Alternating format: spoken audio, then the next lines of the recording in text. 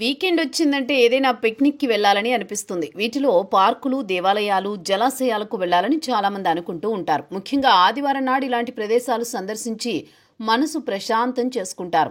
అయితే ఒక్కోసారి పార్కులోకి వెళ్ళడానికి టికెట్ కోసం భారీ క్యూ కట్టాల్సి వస్తుంది. అలాగే ఏదైనా దేవాలయానికి వెళ్ళాలంటే టికెట్స్ ముందే అయిపోయే అవకాశం ఉంటుంది.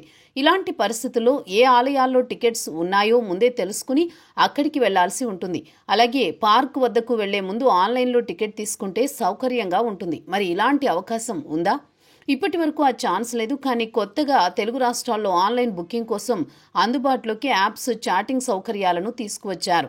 తెలంగాణ ప్రభుత్వం కొత్తగా మీ టికెట్స్ యాప్ను అందుబాటులోకి తీసుకువచ్చింది. ఈ యాప్లో ప్రభుత్వానికి సంబంధించిన కొన్ని సేవలను పొందవచ్చు. అలాగే పార్క్, టెంపుల్స్, టూరిస్ట్ ప్లేసెస్కు సంబంధించిన టికెట్స్ను ముందే బుక్ చేసుకుని అక్కడ హాయిగా వెళ్ళవచ్చు. ఈ టికెట్స్ ముందే బుక్ చేసుకుంటే ప్రదేశానికి వెళ్లిన తర్వాత క్యూలో ఉండాల్సిన అవసరం లేదు. అలాగే ఇందులో metro rail tickets, RTC bus tickets కూడా బుక్ చేసుకునే అవకాశం ఉంది.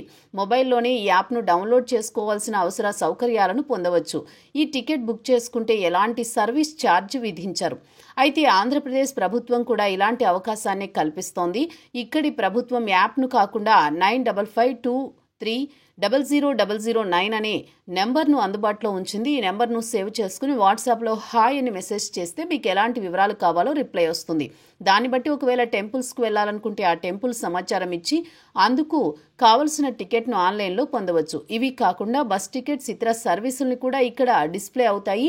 అందులో కావలసిన సర్వీస్ను ఎంచుకోవచ్చు. ఈ విధంగా తెలంగాణ, ఆంధ్రప్రదేశ్ రాష్ట్రాలు కొన్ని టికెట్స్ బుక్ చేసుకోవడానికి ఆన్లైన్ సేవలను అందుబాటులో ఉంచారు. దీంతో ఏవైనా టెంపుల్స్ లేదా టూరిస్టు ప్లేసులలోకి వెళ్లేవారు ముందే వీటి ద్వారా టికెట్ బుక్ చేసుకుని వెళితే ఎలాంటి సమస్య ఉండదు. అంతేకాకుండా ప్రయాణాలు చేసేవారు బస్ టికెట్స్ను కూడా బుక్ చేసుకుంటే సీట్ కోసం ఆందోళన చెందాల్సిన అవసరం లేదు.